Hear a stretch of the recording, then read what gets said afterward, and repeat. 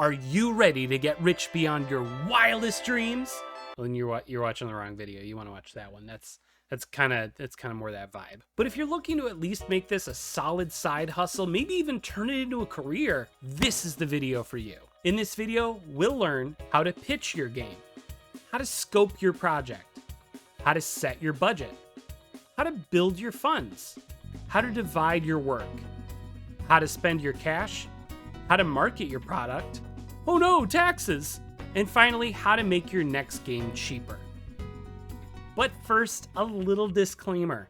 Before getting started on your magnum opus, get some first-hand game dev experience first. That doesn't mean you have to work at a game company, although it does help. You can join a game jam as a project lead or a developer on someone else's game. Make some small projects through free resources, or at the very least, do some game modding. Anything where you see a project through from start to finish. Remember the 80-20 rule.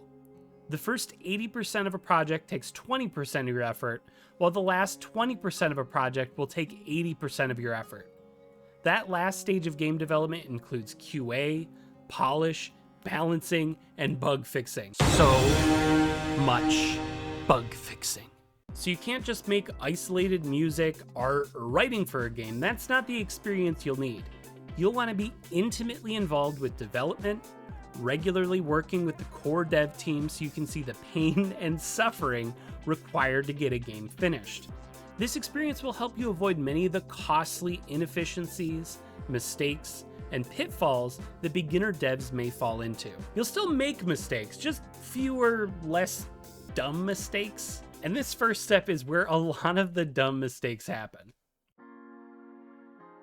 First, decide if this is a hobby project or a business.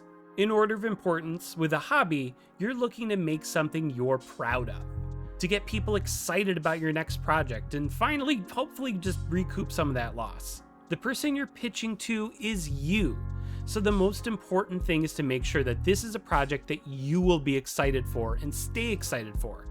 Sometimes this means making a smaller project just so you don't burn out, or making a project that you and a group of friends all believe in. You can feel free to experiment and do something off the beaten path because there's little to no risk. This is primarily for fun, remember. Plenty of hobby projects still have gone on to be very successful. This is a totally valid way to make some cash. But with a business, your biggest priority is to make money. Then you'll still want to get people excited for your next project, but in this case, we're building an audience for a next product, and we're hoping to build a network of business investors to help us with our next project. For a business, you're pitching your game to your audience and your financial stakeholders. This isn't the place for a radical new type of visual novel. You want to create a product with a high probability of success. You do that by catering to existing audiences. Don't blaze a new trail. You'll want to take advantage of the groundwork other dev companies spent the time cultivating, which will give you a serious head start to recouping your initial funds. Find a success story in your niche and emulate it, or one-up it by adding a little twist of your own. Try to make visual novels that are similar to other successful games in the genre, like Doki Doki Literature Club, Fate Stay Night, and Danganronpa. Or if you want to give it a little spice, combine it with another popular property for the classic X meets Y formula. Doki Doki Literature Club meets Friday the 13th? Sounds great. Fate Stay Night meets Pokemon? Sold. Danganronpa meets The Bachelor? Take my money! Now you may have seen companies producing parody visual novels for their properties, and that's generally done by that IP owner commissioning a small game marketing company to build it for them. These game companies are doing a business-to-business model, where they're acting as a service for a larger company, and that's a whole other revenue stream that includes making products for other game development companies, which I'll get to later. For the rest of this guide, on the business side, I'm going to focus on a business-to-consumer model, which is when you are selling your games directly to the consumers. This is the most important step. Once you have a game idea, it's time to decide how big a game this is going to be. You want to avoid biting off more than you can chew.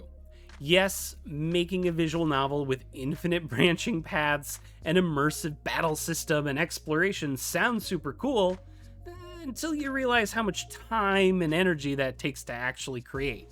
It's really easy to burn out before the game is done or have a project implode partway through when you realize a critical part of your gameplay is just not working. Even if this is a hobby project, try to keep your expectations tempered. If this is a business, you don't want to make big risks. You're mostly setting your scope by seeing what other successful games in your niche need to succeed, and then add a few of your own twists to set it apart from the rest. That doesn't sound exciting, but that's the recipe for a reasonable hit. So with that information, decide on what the minimum viable product, or MVP, of your game is.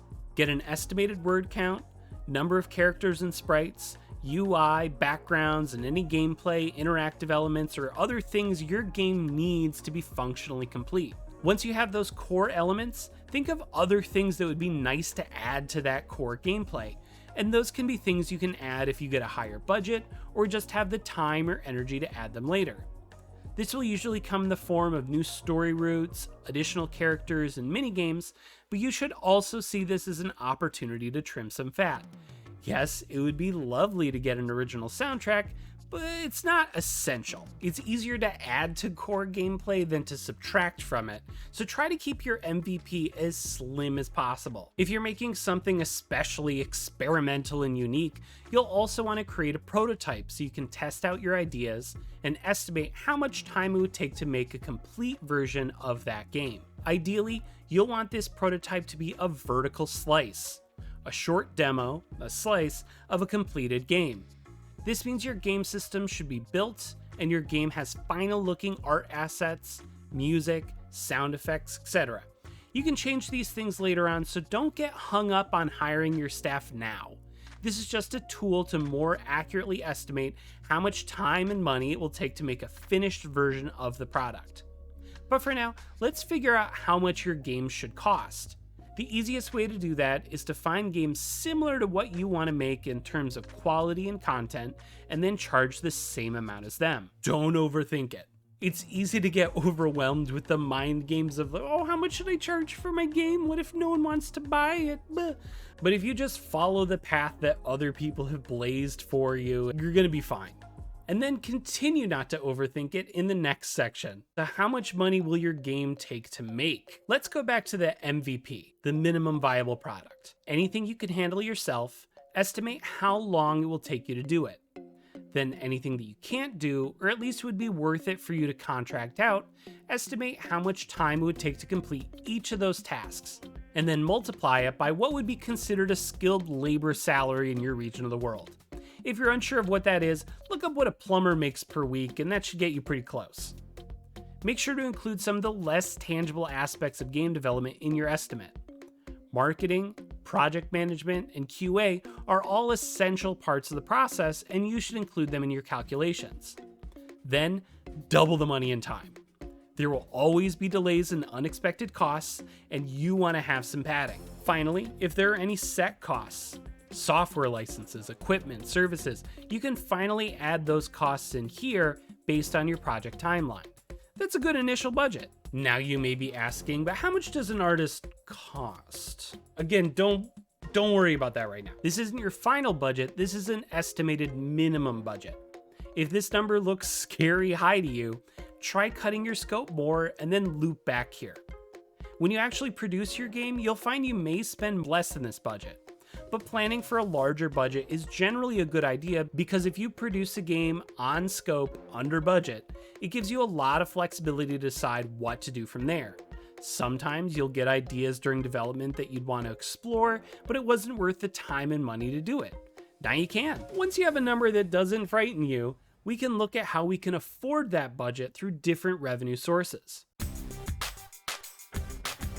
Yeah, Kickstarter, right? That's how you make money for games. Well, hold on a second. Crowdfunding is a great way to get funding for your game, but it should be the last stage of a very long process. I've seen a lot of Kickstarters make a small fortune with a few screenshots and a story, and then the whole project fades away into nothing. That's great short-term gains, sure, but it's a lot easier convincing people to give you money for your second game when you already have an existing successful game, versus starting from scratch all over again.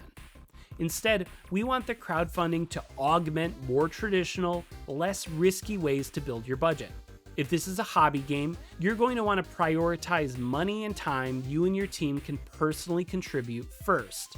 Since this game isn't made with this intention of making money, it's a lot easier to recruit a dev team to volunteer their time to making a visual novel, as long as it's something that appeals to them.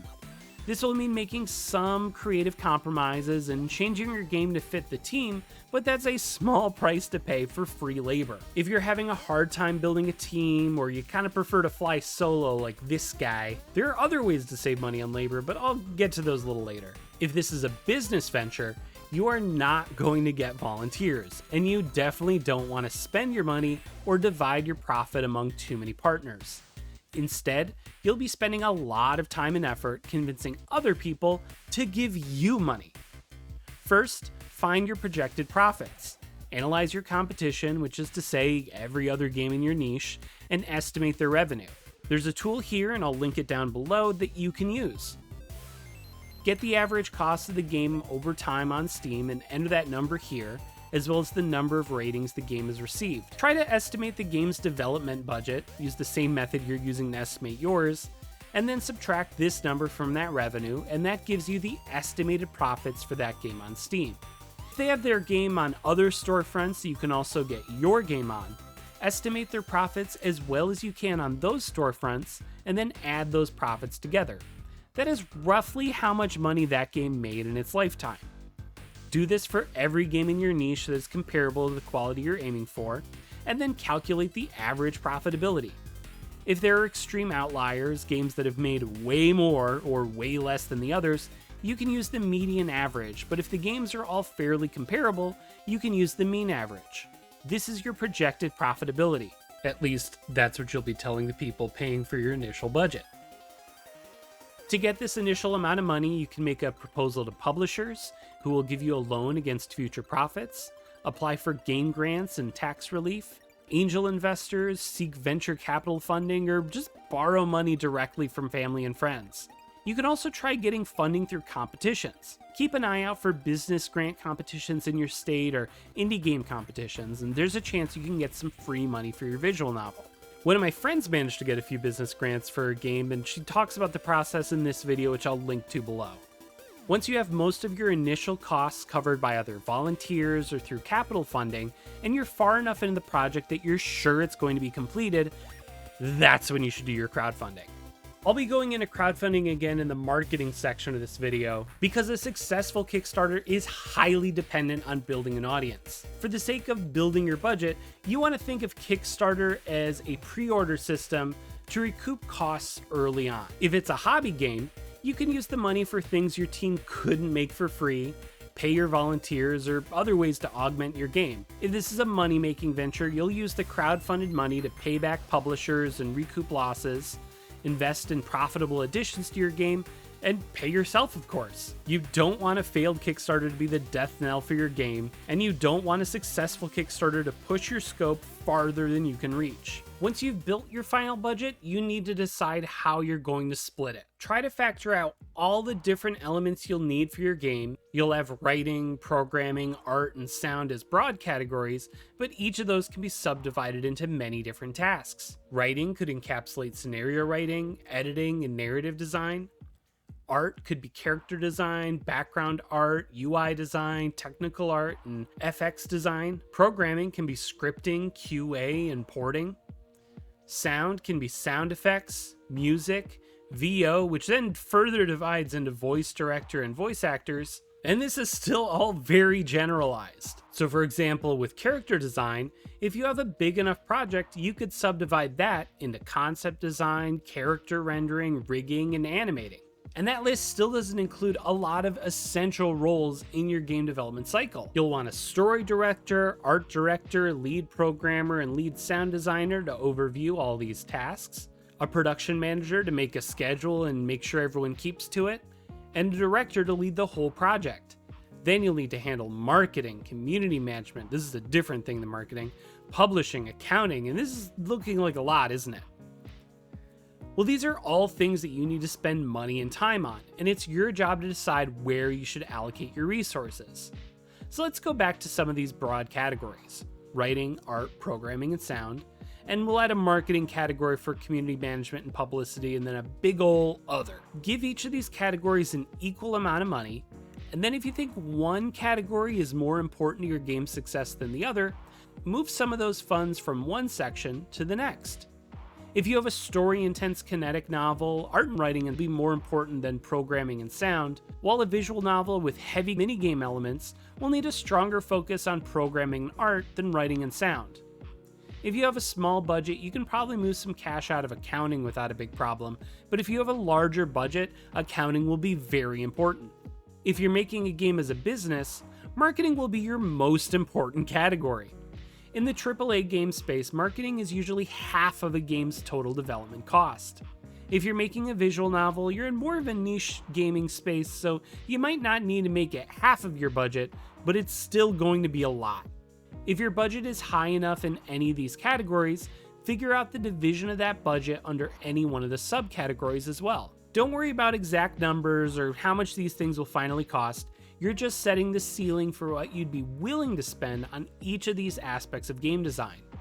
Once you find yourself getting close to or exceeding any of these numbers in any of these categories, that's an early warning sign that you should have a talk with your team to see if your game is growing out of scope or if there are any other problems. Now that you have a budget, you need to spend it, and most of that money is going to be going to employees and contractors. When you meet up with your contractor, you'll explain what the project is and give them an itemized list of all the things you need them to do.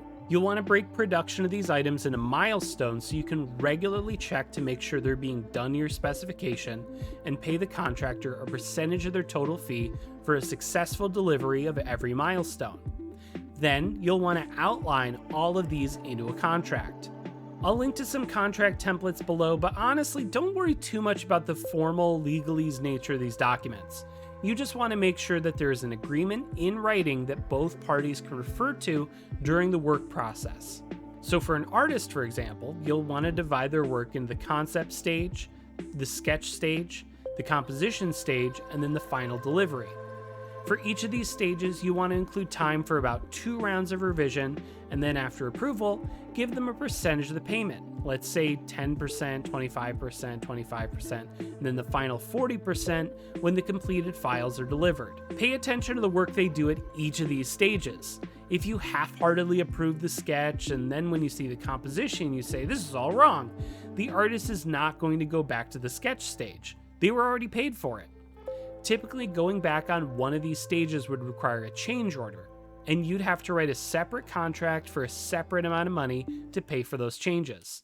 So on a personal note, back in my freelance days, I was doing some work for Scholastic, and I had this scene where I had the characters like kind of walking through a flooded area, and I'd sent them the final art. But when they got it, they were like, "Oh, it'd be fun to throw some little fish in there because it's kind of flooded." Well, they already approved the sketch. They approved the color composition. They had decided to make this change right at the end. Now, I thought it wasn't a big deal because it's like maybe half an hour to throw these like 3 little fish they wanted in there. But my agent at the time, she negotiated for a change order that came to about $150 for, again, half an hour of work. So that's why you don't want to make changes last minute. It's going to cost you $50 a fish. Okay, so that's how you work with and pay a contractor, but how do you find them? Here are the different types of contractors you'll work with and how you find them. 1. Big name talent. This should only be used for stunt casting. If there's a famous artist, writer, or musician whose name and credentials give your name a level of prestige, this could be worth it.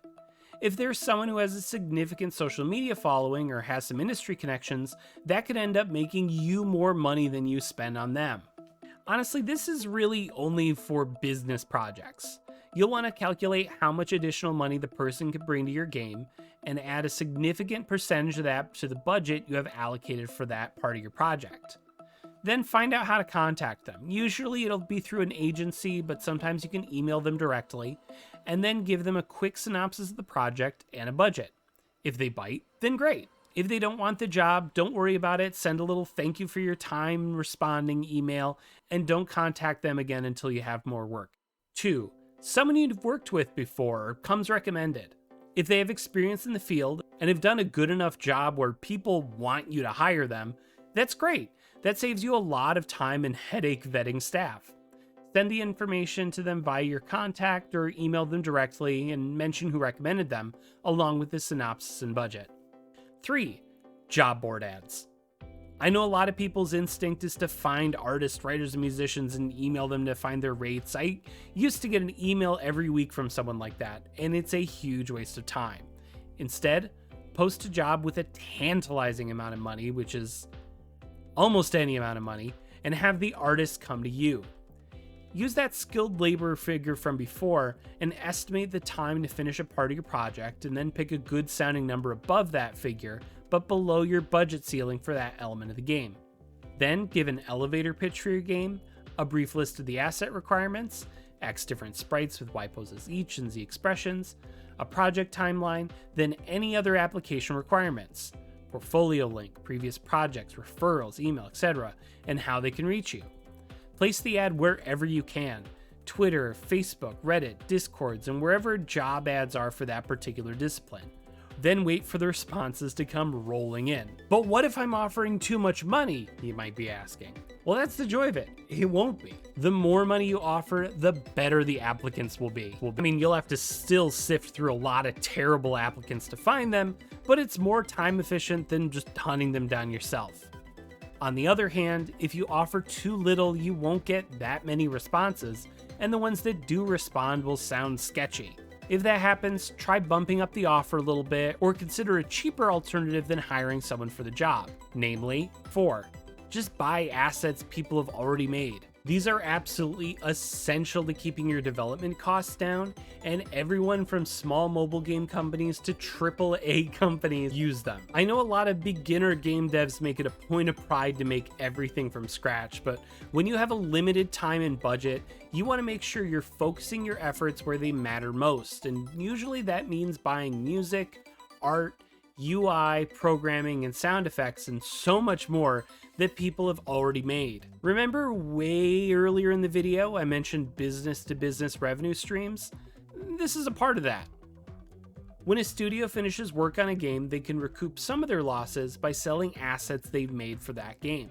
Some studios will just focus on making and producing these sorts of products. If you keep an eye out for sales on Humble Bundle or itch.io, you can build a huge library of game assets for really cheap.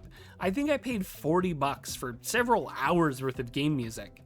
In some cases, you can even find these assets for free. If you buy pre-made game assets, sounds, art, FX music, you'll very rarely use them as is. You'll usually use them as a base to build on. If you buy background art, you can make some adjustments to fit your game's style, or if you buy sound effects, you can layer them together to customize it to your needs. Programming especially relies on pre-made tools to keep production costs down. You're usually not writing your game from scratch, you're utilizing a game engine, which you can find different tools and modules that you can modify to fit your specific needs. Heck, I do a whole video series on tools like this for Ren'Py. Otherwise, you'll be spending your budget on equipment, software, and a surprisingly large amount on marketing. Marketing can, and probably in the not too distant future will, take up a whole video on its own, so I'll just go over some marketing basics and focus on how marketing will take up your time and budget. When you're making a visual novel, you need to have a target audience in mind. Don't market your game to everyone, because everyone doesn't like the same stuff. Instead, you want to appeal to a specific market. Fans of a certain game, genre, or type of story, an audience of a certain demographic, or people who need a story like yours. It's your game's job to be something that that audience would like, and it's your job as a marketer to find everyone in that demographic and convince them your game is worth playing. Again, this is a massive oversimplification, but it puts some other big ideas in context. It's easier to make a game for a very specific audience because they'll usually only go to a handful of sources for that particular interest. And since you'll likely be competing with fewer games in that niche, it'll be easier and cheaper to advertise in those spaces.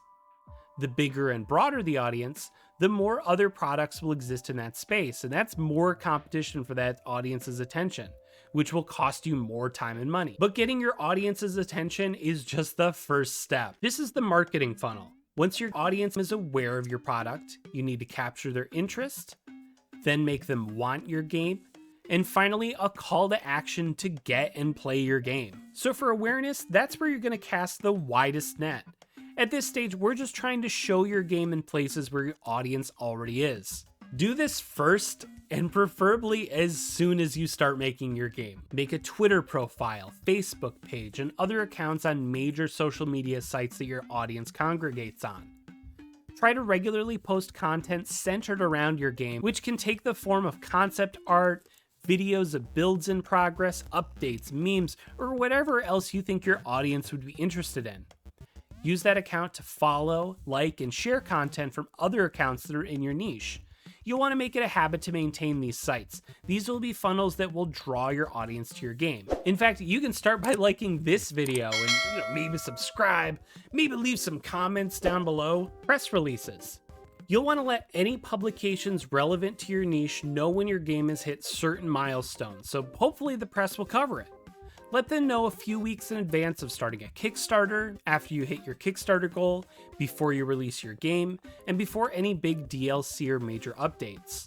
If you have any big names attached to your project, you'll even want to send a press release when they start production. As soon as you can, find every publication that would vaguely find your game interesting, individual writers and reviewers who might like your game, and any YouTubers, social media influencers, or just people you like. Get their contact info, and when you hit any of those milestones, write a quick, personal email or message letting them know and link to your press kit. A press kit covers all the major information for your game. What your game is, a quick synopsis, who made it, when it's being released, and any screenshots, logos, or game trailers. Here's a link to a site, I'll link to below, that lets you build your own press kit. You'll have to host it on your own website, which you should also build, but the press kit is absolutely essential for getting press to cover your game. News sites are constantly churning out articles, so if you essentially have done most of their work for them by providing your press kit, it makes them much more likely to cover your game. And again, on a personal note, the first game I released, King of the Cul-de-Sac, I think maybe a quarter of the sites that actually ended up reviewing it just copy and pasted from the press kit. No complaints on my end, because I still got the press, but maybe make sure your press kit's ready to go as an article. And 3, ads. This is the most costly but least labor intensive aspect of this stage. If you're advertising through Facebook or Google ads, you can target the types of people who would like your game, and then it's a matter of paying these sites to show your ads. There's an art to making and testing effective ads, so I highly suggest you check out some other videos on the topic. But for catching people in your net, this will probably be the most efficient thing you can do. Now, the next stage on this funnel is interest. This is where you show people what your game is, what makes it special, and get them hooked. But first, you can make a game trailer. This, again, will be a whole separate video later on, but you want your game trailer to explain what your story is, show your game mechanics, and get them intrigued. Keep this around 1.5 minutes long. 2, maintain an active social media presence for your game. Oh, this again. Yeah, once they see your posts on social media, you want them to see the other things your game has to offer and follow you. 3, YouTube Let's Players. Give free copies of your game to YouTubers, influencers, and other big social media presences. People watch reviews and Let's Plays to decide if it's worth buying your game or not. If you're worried about getting your story spoiled, I'd recommend distributing a long demo of your game midway through production. Once your game is out, full playthrough Let's Plays will happen anyway, so you can't really fight it, but by releasing a demo early on, you can at least move people through the marketing funnel before they might be tempted by a full playthrough video. And 4, a website. You want everywhere where you post about your game to link to this website, and that website is going to link directly to store pages. The next stage is desire. This is where you want to convert people who are interested in your game into people who want to buy your game. And you can do that by 1, maintaining an active social media presence for your game. I really can't stress enough how important this is. Once people follow your account, share your content, talk with other people about your game, they're pretty much going to buy the game. You want to encourage this kind of behavior. If you have the time or money, maintaining a Discord server, a subreddit, or other social media spaces that focus solely on your game is a great way to foster a community and get people excited to read your story. 2, ask people to add your game to their Steam wishlist or other equivalent. Getting people to press a button that says, I want this thing, is the next best thing to I'm buying this thing. If your online storefronts have this feature, you want people to take advantage of it. 3. Make a mailing list. Mailing lists still work and have a higher conversion rate than pretty much anything else. You don't have to make a monthly newsletter, but you at the very least want to maintain a mailing list so when your game is launched, you can email everyone on your list to let them know it's live. And 4, Kickstarter. Again, this can be a whole video on its own, and it will be, but Kickstarter nowadays acts just as much as a marketing tool as a way to gain money. When running a Kickstarter, you want to treat it functionally the same as when your game releases. This is a pre-order, remember, so you'll want to link to it and talk about it daily in your social media profiles, write press releases, make a game trailer, maybe release that vertical slice you made as a demo, and regularly update the Kickstarter itself. Make sure this thing looks good. And the last stage is action. Getting here is the hardest step of all. And when your game is released, you're going to want to convert all those early marketing methods into calls to action. Articles and reviewers that tell readers where to buy your game. YouTubers who say, if you like this game, buy it at the link below. Ads that say, buy it now. A game release trailer that says, available now on these systems. Email people directly to say, you can buy this now. And finally, every social media post you have should not just say, buy it now here, buy it, buy it, buy it, but you should also like and share every post that has people saying, I bought this. And now that your audience is called to action, it's time to start making that money. Oh my God, it's the tax man. Now, I'm not a tax professional, so I'm just gonna give you some general direction in terms of how to handle the government's cut of your money. During the entire process of development, keep records of how much money you spend directly on production of your game. If you pay a contractor, buy game assets, pay for ads, keep records of that. If you take your game to a booth at a small convention, keep the receipts for how much you paid for the table space, how much you paid for any distributable materials, equipment to show your game on, a display banner, or heck, even how far you drove to get to the venue, so you can estimate how much gas you got to get there. These are all deductibles. Any money you receive from sales of your game through a digital storefront or Kickstarter, that money is taxable. Keep records of that too. If you've built a relatively low-budget game as a hobby, you can usually take this information and just fold it into your personal taxes. If you're operating this as a business, or you somehow made a huge profit through Kickstarter or made a hit game, first off, congratulations, but also hire an accountant. Taxes are purposefully convoluted, and it's worth the money to have someone guide you through the labyrinth that is the modern tax codes. And once you get yourself out of that maze, it's time to think of the next step in your game dev journey. Whew. Okay, your game's released, you stayed under budget, the government got their cut, and now the money is pouring or trickling in, depending on how things go. Now what? Start planning your next game, but smarter. During production of your game, you probably built a lot of systems, accumulated unique resources and assets, and have learned about what your target audience gravitates towards. Now, leveraging those resources and knowledge, you have a lot of options about where to go for your next project. During game production, you might have had some gameplay elements that you think are worth building on. Maybe it's an interesting minigame, or an interesting stat mechanic, or a multi-channel soundtrack template. Reuse those systems and then change, polish, and refine them based on feedback from your audience or ideas you've had during development that you didn't have the budget to implement. A heavily R&D'd minigame is a huge resource you can bring into your next project. If your game has been successful enough to build a sizable fan base, it might be worth modifying and reusing your game assets to make a sequel to your game.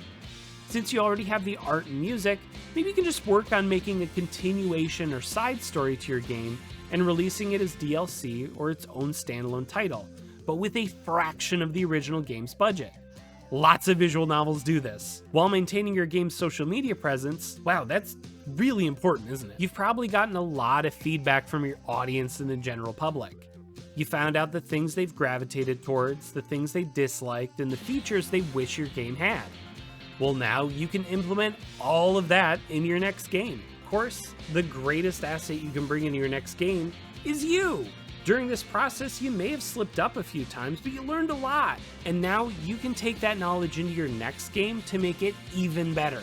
And then you can make new mistakes and learn from that and make your next game better. It's a whole cycle.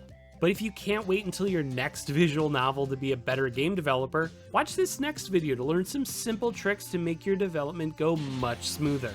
And I have plenty of other videos that show you how to make a game from start to finish. So go out there and make your game.